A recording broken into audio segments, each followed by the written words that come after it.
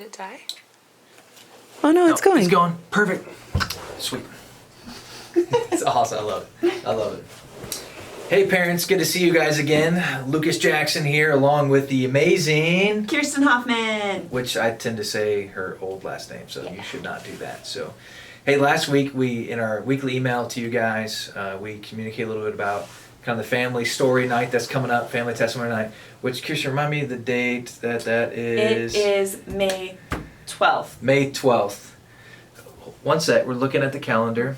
May 15th. May 15th. May 15th. Yep, that's a Wednesday. Wednesday night. Small groups end, and the week before that we've got our parties, and the small group leaders will be hanging out with the students. So anyway, sorry, back to topic of discussion. So we sent out some information last week about just family testimony night, family story night, and so we just want to broaden the conversation a little bit more even this week for you. So we talked about just having a night where you can share your story with your family.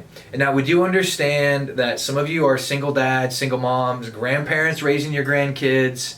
Some of you don't even have your son or daughter on a Wednesday night because of just split homes and those dynamics. And so wherever you're at, we don't want you to feel out of the loop, or that we understand where you're at and where you're coming from. And for whatever reason, the situation you're in, God's got this, and you're still as significant as ever. And so we want to broaden the conversation a little bit. And so maybe just to help you understand, you could specifically share like the moment that you became a follower of Christ, Acts 22 that we referenced last week. But let's broaden it a little bit more. And maybe for you, you've already done that with your son or your daughter or your whole family. And so maybe this particular time coming up, you can broaden it and maybe even talk about what God's doing right now in your life. I think even as a dad, as a husband, it is easy for me to get through a week, and we've talked about finances, all the other things we got to do, mow the yard, get daughter to soccer practice, all that stuff. But let's have conversations of checking in where our hearts are at. And so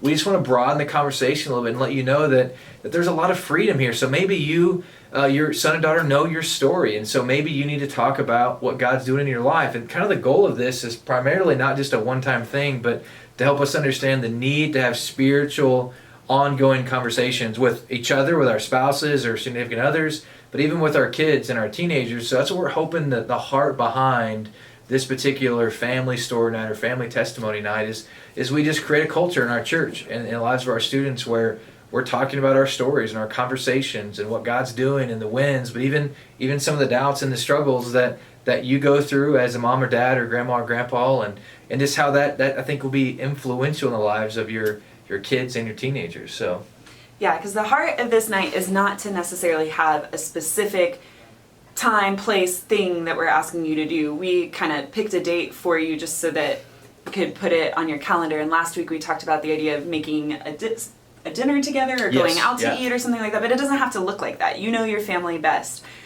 So some ways that you can make it your own would be to, have a meal all together, either out to eat at a special restaurant or making something at home, maybe ordering takeout, whatever that looks like. But maybe it's going to a coffee shop or going to get some frozen yogurt. Maybe it's on the way in the car. My mom and I often had our deepest conversations in the car where she had to be like looking forward at the road and I could ask the questions I was afraid to ask. So don't underestimate the power of drive time if meal times are hard for you. And it's not really set up to be a specific thing.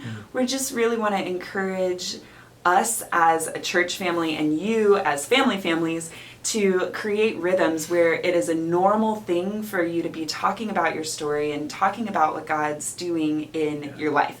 And you know the dynamics of your family best as well. Maybe it makes sense for the whole family to be all together. Or maybe you know one of your kids is wrestling with a certain thing and some one-on-one time might be a better fit for that. So think about who needs to be at the meal or at the thing, and then kind of take it from there. And then like Lucas was saying too, we want to know how you decided to become a follower of Jesus. But oftentimes the story is not just I had this experience this one time. Lots of times there's a gradual unfolding. God's pursuit of us begins far before we are aware of it, and then it continues on. And something that can be, I think, really powerful for a student, especially some of our older students is to hear a little bit about seasons of wrestling or seasons of doubts that you've had, because that's a normal part of the spiritual journey. Doubt is not something that is exclusive, like mutually exclusive with faith. It's often part of the growth process and coming to learn more about God. But students might not know that that's part of your story. We try to talk about it from the stages and the various settings that we're in, but it can be really encouraging to know that they're not the only one that's ever wondered what they're wondering.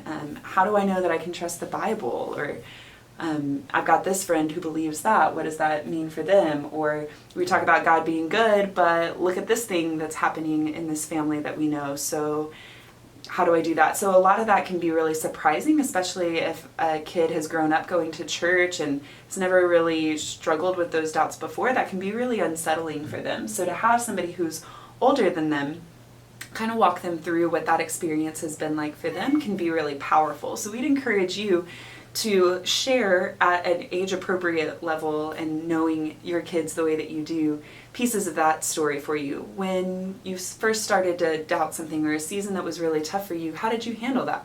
Who did you talk to? What resources did you find? Maybe it's something really encouraging that you'd be like, yeah, I went to my small group leader and she walked me through this and it was really great. Or maybe your way of coping was a little different. You were like, so I just gave up and did whatever I wanted and didn't walk in a church door for the next 10 years, and here's what happened. There can be a lot of power, I think, in a student learning from us and seeing what God's pursuit of people can look like, because our spiritual lives are personal, but they're not meant to be private. So there's a lot that can be encouraging for a student, even to realize that it's often not a perfect straight line trajectory of growth. So just encourage you to think through and even beyond that, what are some of the mile markers in your faith journey? Mm-hmm. Like maybe there was a moment where you made that decision at camp or wherever, but what have been some of the growth markers since then? What did it look like while you were trying to decide whether or not to marry your spouse? What did it look like when you were trying to decide what college to go to? What did it look like when you were praying through career decisions, or when there was a loss that you had to deal with? What are some of those mile markers? How did God meet you there? When we're talking about telling your story, we're talking about really telling God's story in the places where Jesus has intersected our lives. That's right. Yeah, and even just the importance of, we're a church that is simply about Jesus. So even in our stories, I love how Pastor Brandon says, we're really nothing without Christ, which is true. And so it's really the gospel that infiltrates our lives and your lives, and now the opportunity to pass that faith off to our kids and teenagers is a significant part of our role with leading our families, with moms and dads and grandmas and grandpas and stuff. And so do want to encourage it. So some of you may this is easy. Maybe some of you are I've never done this and I'm scared. And so please know, Kirsten and I are here to help you. We've got tons of families at our church here to help you. If you need a conversation over a cup of coffee to help you articulate some of that, but there's no Bible verse that says here's the thing that you're supposed to say or how to do it. There's lots of freedom and creativity in this, and so don't feel the pressure to do it the right way. We're all doing our best and everything that we can. I absolutely believe that God's going to honor your time to influence your kids' lives or your teenagers' lives when you guys have these conversations. So don't worry about that. But we're here for you.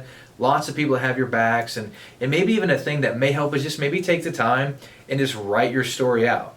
Because I think there's times where we take lots of things for granted. We don't really fully think through some of the things, so we just make some assumptions. And so maybe for you, just write out your story. And again, it doesn't have to be spelled correctly. It doesn't have to be grammatically, fine-tuned in a research paper, but just write your story out. Maybe that'll help you. And so we appreciate you guys, and we're going to do a couple more videos in the coming weeks. We just want to try to do our best to equip you guys and let you guys know kind of what's on our hearts, because we've got your backs like crazy. And so we're here for you. Appreciate you guys.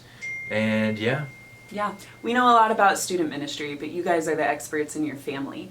So, and you're the most influential person in your student's life, whether it seems that way or not. So we want to do whatever we can to just cheer you on and root for you, and hopefully give you some ideas of ways that you can keep pursuing Jesus together. Yeah. Awesome. You guys are awesome. Love you guys like cray cray. Talk to you later.